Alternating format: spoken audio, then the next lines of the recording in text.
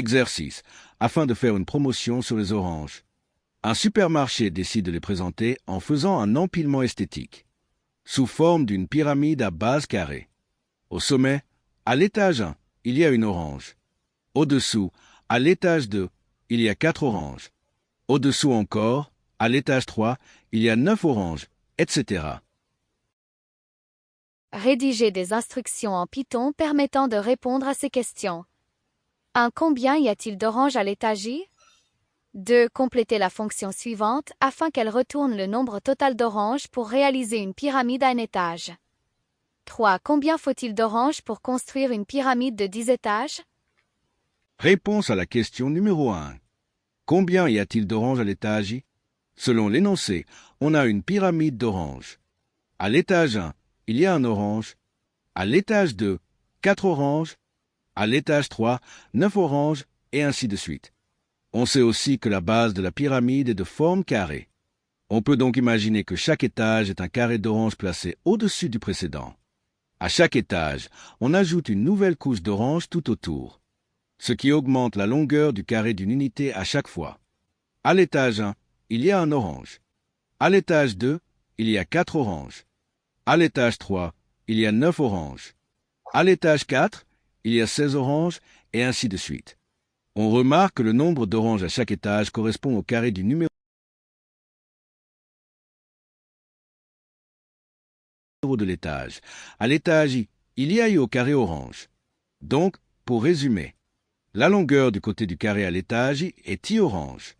Le nombre total d'oranges à cet étage I au carré. On peut donc définir une fonction en Python à un seul argument, qui prend en entrée le numéro de l'étage I et qui retourne le nombre d'oranges présentes à cet étage.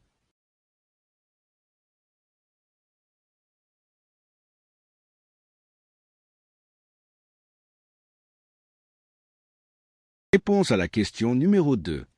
Complétez la fonction afin qu'elle retourne le nombre total d'oranges pour réaliser une pyramide à un étage. Réponse. On veut donc compléter la fonction afin qu'elle retourne le nombre total d'oranges pour réaliser une pyramide à un étage. On commence par définir la fonction. Cela signifie qu'on crée une nouvelle fonction appelée pyramide qui va prendre un paramètre n. Ce paramètre représente le nombre d'étages de la pyramide. Donc, quand on veut connaître le nombre d'oranges pour une pyramide à 5 étages, on va appeler cette fonction avec n égale 5. On initialise ensuite une variable MBRE-orange pour compter le total d'oranges. On met cette variable à 0 au début parce qu'on n'a pas encore compté les oranges. Elle va servir à accumuler le total au fur et à mesure qu'on parcourt chaque étage. Il faut maintenant faire une boucle pour parcourir chaque étage de la pyramide. For I in range. On utilise cette boucle pour répéter une opération pour chaque étage en allant de 1 jusqu'à n inclus. La variable y prendra successivement les valeurs 1, 2, 3 jusqu'à n. Pour chaque étage, il faut calculer le nombre d'oranges. Ce calcul correspond au nombre d'oranges dans cet étage précis. Par exemple, si on est à l'étage 3, on calcule 3 au carré égale 9 oranges. Il faut ajouter ce nombre d'oranges au total précédent. On prend la valeur précédente de la variable MBRE orange et on lui ajoute le nombre d'oranges de l'étage courant. C'est une accumulation pour obtenir le total à la fin. Une fois la boucle terminée, il faut retourner le résultat final. Cela signifie qu'on renvoie la somme totale d'oranges calculée pour que celui qui appelle la fonction puisse l'utiliser ou l'afficher. En résumé, il faut définir la fonction avec le nombre d'étages n, initialiser la variable MBRE orange à 0, parcourir chaque étage de 1 à n avec une boucle, calculer nombre d'oranges pour chaque étage, ajouter ce nombre au total. Enfin, renvoyer le total obtenu.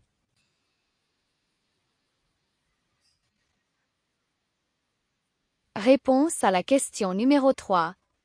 Combien faut-il d'oranges pour construire une pyramide de 10 étages? Pour répondre à cette question, il suffit d'utiliser la fonction définie dans la question 2. Il suffit de appeler la fonction pyramide en lui passant la valeur 10 en paramètre d'entrée. Et le résultat s'affiche automatiquement.